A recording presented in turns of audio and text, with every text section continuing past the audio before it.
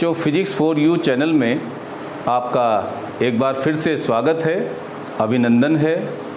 आज हम आपको नेक्स्ट चैप्टर पढ़ाएंगे और वो चैप्टर है बच्चों वैद्युत चुंबकीय प्रेरण, इलेक्ट्रोमैग्नेटिक इंडक्शन। देखिए बच्चों, ये चैप्टर इतना महत्वपूर्ण है कि यदि इसके आपने कंसेप्ट समझ लिए तो आपको फिर अगला चैप्टर प्रत्यावर्ती धारा समझना बहुत आसान हो जाएगा। और ये चैप्टर हमारा एक तरह से प्रैक्टिकल के पॉइंट ऑफ व्यू से भी बहुत इम्पोर्टेंट है। आप यदि भविष्य में आप बीटेक करेंगे या कोई भी आप इंजीनियरिंग करेंगे तो वहाँ भी आपको सबसे ज़्यादा इसी टॉपिक को पढ़ना पड़ेगा। अब बच्चों, सबसे पहले इस चैप्टर में आता है वैद्युत फ्लक्स, चुंबकीय फ्लक्स। वैद्युत फ्लक्स तो हम पहले पढ़ा चुके हैं आपको, बिल्कुल उसी तरह से हम आपको पढ़ाएंगे चुंबकीय फ्लक्स, मैग्नेटिक फ्लक्स।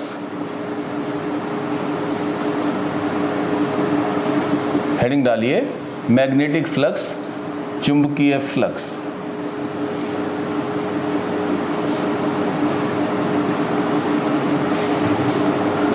क्या होता है बच्चों, जैसे आपने वैद्युत फ्लक्स पढ़ा, उसमें आपने देखा कि यदि हम किसी वैद्युत क्षेत्र में कोई पृष्ठ रख दें तो उससे लंबवत होकर गुजरने वाली वैद्युत बल रेखाओं की संख्या को ही हमने आपको बच्चों वैद्युत फ्लक्स बताया था। बिल्कुल सेम इसी तरह से यदि हम किसी चुंबकीय क्षेत्र में एक पृष्ठ रख दें तो उस पृष्ठ से लंबवत होकर गुजरने वाली चुंबकीय बल रेखाओं की संख्या को ही चुंबकीय फ्लक्स कहते हैं।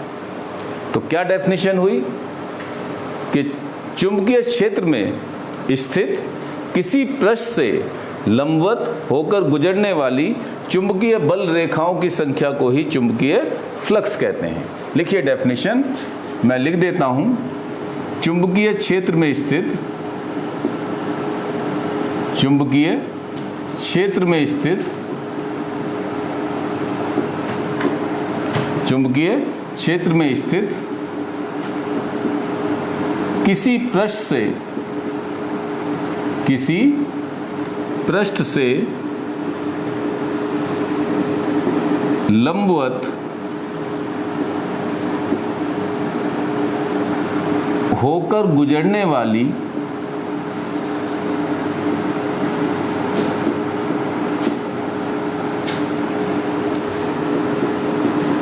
चुंबकीय बल रेखाओं की संख्या को ही चुंबकीय बल रेखाओं की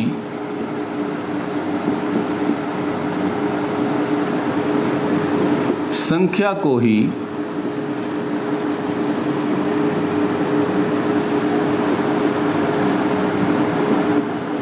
चुंबकीय फ्लक्स कहते हैं।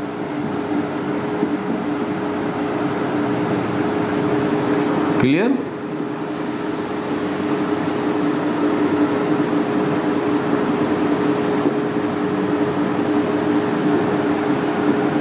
ठीक। अब इस चुंबकीय फ्लक्स का जो मान होता है वो किसके बराबर होता है? चुंबकीय क्षेत्र की तीव्रता B और पृष्ठ के क्षेत्रफल सदिश A के अदिश गुणन के बराबर होता है।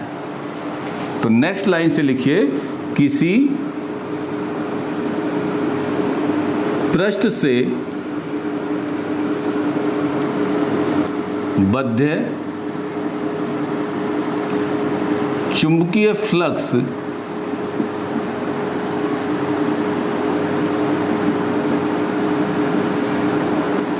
किसी पृष्ठ से बद्ध चुंबकीय फ्लक्स पृष्ठ के क्षेत्रफल सदिश, पृष्ठ के क्षेत्रफल सदिश तथा चुंबकीय क्षेत्र, इसे बल्कि वेक्टर ए लिख लो ऐसे, तथा चुंबकीय क्षेत्र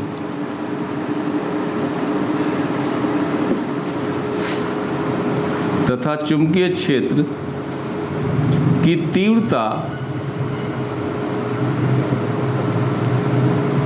B के अदिश गुणन के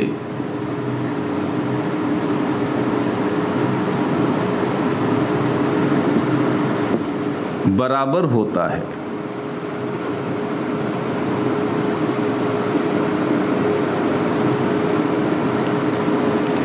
इसे फाई से प्रदर्शित करते हैं। किससे प्रदर्शित करते हैं बच्चों? फाई से। इसे फाई से प्रदर्शित करते हैं।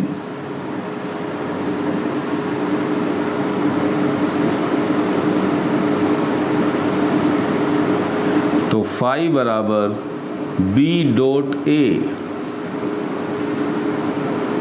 या आपको हमने वेक्टर पढ़ाया था फाई बराबर BA कोस थीटा, तो फाई बराबर BA कोस थीटा। अब यहाँ पर ये समझना इम्पोर्टेंट है कि थीटा किस किस के बीच बना कोण है। एक तो सीधी सीधी बात है कि क्षेत्रफल सदिश और चुंबकीय क्षेत्र की तीव्रता के बीच बना कोण है, या आप इसे ऐसे डिफाइन कर सकते हो कि ये मान लो हमारे पास कोई बच्चों क्या है, ये पृष्ठ है, ये इसका अभिलंब, और अभिलंब की दिशा ही किसकी दिशा होती है? क्षेत्रफल सदिश की दिशा। यही तो दिशा बताई थी हमने इलेक्ट्रिक फील्ड में। और ये चुंबकीय क्षेत्र की दिशा B की दिशा।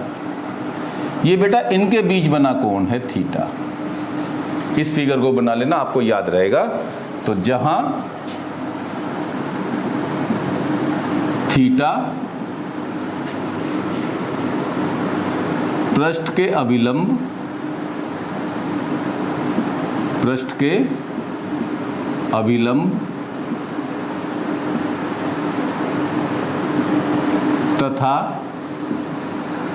चुंबकीय क्षेत्र की दिशा, चुंबकीय क्षेत्र की दिशा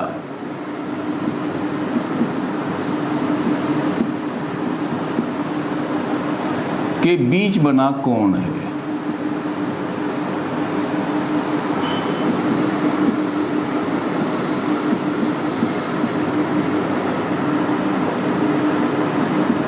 क्लियर? फाई बराबर BA कोस थीटा। अब देखिए बच्चों, हमने इस पृष्ठ में, जैसे ये पृष्ठ है, कोई सूक्ष्म पृष्ठ DA कंसीडर किया और इसका क्षेत्रफल सदिश ये DA वेक्टर A ऐसे, और ये हो गया आपका चुंबकीय क्षेत्र B।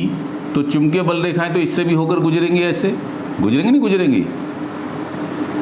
तो तब इससे लिंक्ड मैग्नेटिक फ्लक्स, इससे बद्ध चुंबकीय फ्लक्स क्या होगा? यदि किसी पृष्ठ के सूक्ष्म भाग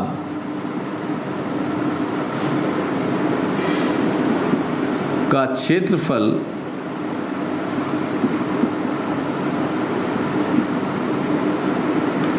DA हो,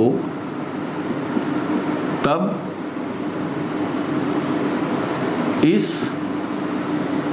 भाग से, इसे बच्चे गुजरने वाले को आना आ जाने वाला बद्ध कहते हैं, लिंक्ड चुंबकीय flux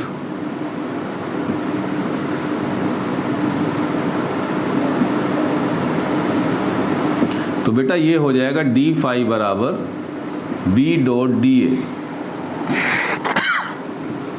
B dot DA। Clear? अब मेरी आदत है कि मैं आपको जब भी कोई, हाँ पहले दो बातें और लिख लीजिए, फिर मैं इस पर एक न्यूमेरिकल करके दिखाऊंगा आपको। बहुत बढ़िया। यह कैसी राशि हुई बच्चों? देखिए ये B और A का अदिश गुणन है, और दो सदिश राशियों का अदिश गुणन हमेशा ही अदिश राशि होती है। जैसे हमने आपको कार्य पिछले साल वर्ष पढ़ाया था, कार्य जो है बल और विस्थापन दोनों का अदिश गुणन होता है, और वो एक कैसी राशि होती है? अदिश राशि होती है। इसलिए ये भी कैसी राशि हुई? अदिश राशि हुई। चुंबकीय फ्लक्स, नेक्स्ट लाइन से लिखिए, चुंबकीय फ्लक्स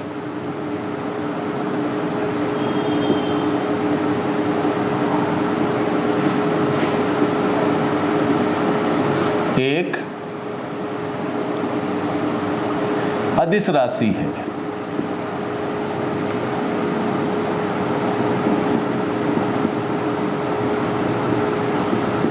अब बच्चों इसका मात्रक देखते हैं। देखिए b का मात्रक, भाई फाई बराबर ba है, b का मात्रक न्यूटन पर, पहले तो मैं आपको एक बहुत इंपॉर्टेंट मात्रक लिखाता हूं, ये होता है वेबर पर मीटर स्क्वायर चुंबकीय क्षेत्र का, इनटू क्षेत्रफल का हो गया मीटर स्क्वायर, तो मीटर स्क्वायर से मीटर स्क्वायर कैंसिल हो जाएगा, तो क्या आएगा बच्चों, वेबर। बहुत इंपॉर्टेंट है ये, पता नहीं मुझे कितनी बार मैंने बोर्ड के एग्जाम में देखा है कि वेबर वेबर मात्रक है। नंबर 1 चुंबकीय क्षेत्र की तीव्रता, चुंबकीय फ्लक्स, वैद्युत क्षेत्र की तीव्रता, वैद्युत फ्लक्स, तो ये किसका मात्रक है, चुंबकीय फ्लक्स का मात्रक है। बहुत इंपॉर्टेंट है, इसे आप नोट कर लेना। अब देखिए हम एसआई पद्धति की बात करते हैं, तो एसआई पद्धति में ये है, तो हमें विमीय सूत्र निकालना है, तो न्यूटन पर एम्पियर मीटर, ये किसका मात्रक होता है बच्चों, ये बी का होता है, इनटू मीटर स्क्वायर, क्षेत्रफल का मात्रक मीटर स्क्वायर, तो बेटा ये आ गया न्यूटन मीटर पर एम्पियर।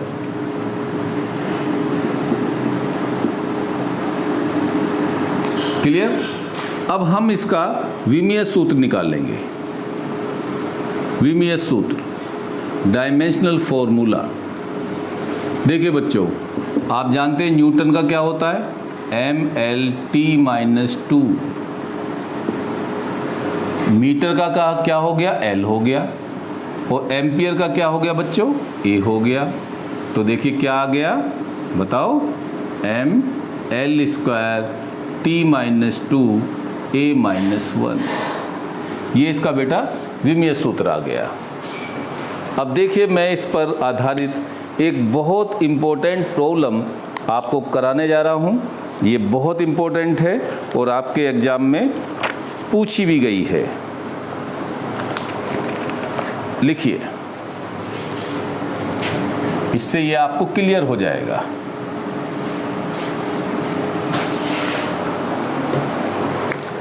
एग्जाम्पल लिखिए। देखिए बच्चों, लिखिए, एक पृष्ठ S बराबर 2i cap plus 3j cap plus 4k cap metre square एक समान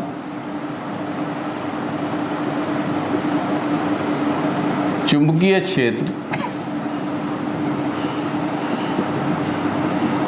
एक समान चुंबकीय क्षेत्र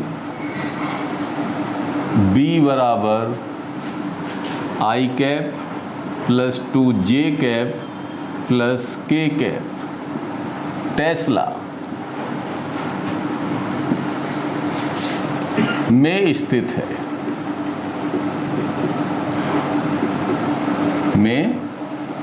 है, पृष्ठ से बद्ध चुंबकीय फ्लक्स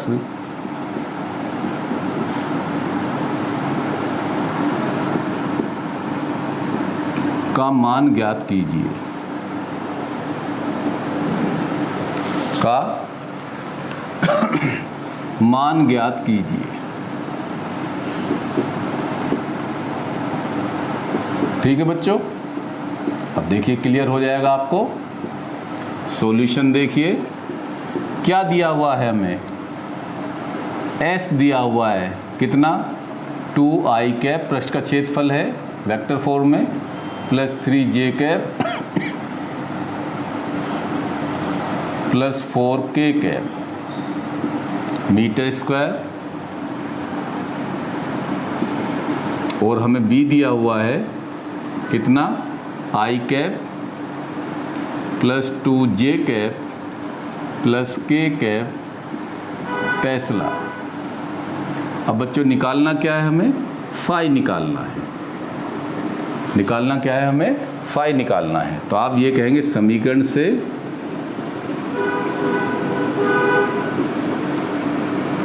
फाई बराबर B डॉट A। अब वैल्यू पुट कीजिए, तो फाई बराबर B की value I cap plus 2J cap plus K cap dot A की वैल्यू रखो 2I कैप, A नहीं यहाँ S रख दीजिए, कोई फर्क नहीं पड़ता, यहाँ S दिया हो तो S रख दीजिए। 2I cap plus 3J cap plus 4K cap. अब मैंने आपको डॉट प्रोडक्ट निकालना सिखाया था।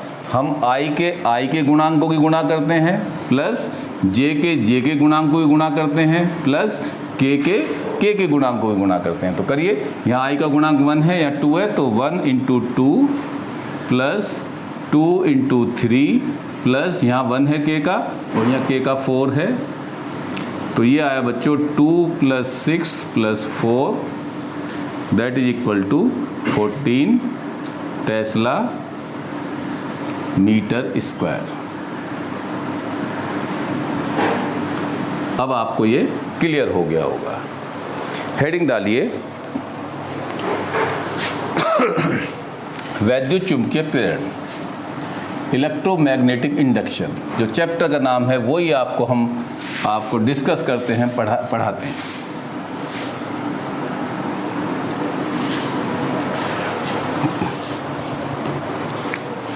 हेडिंग डालिए वैद्युत चुंबकीय प्रेरण।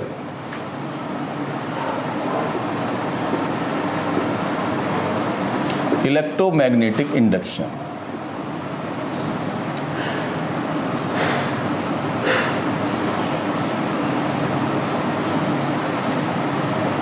चैप्टर का नाम भी यही है, EMI।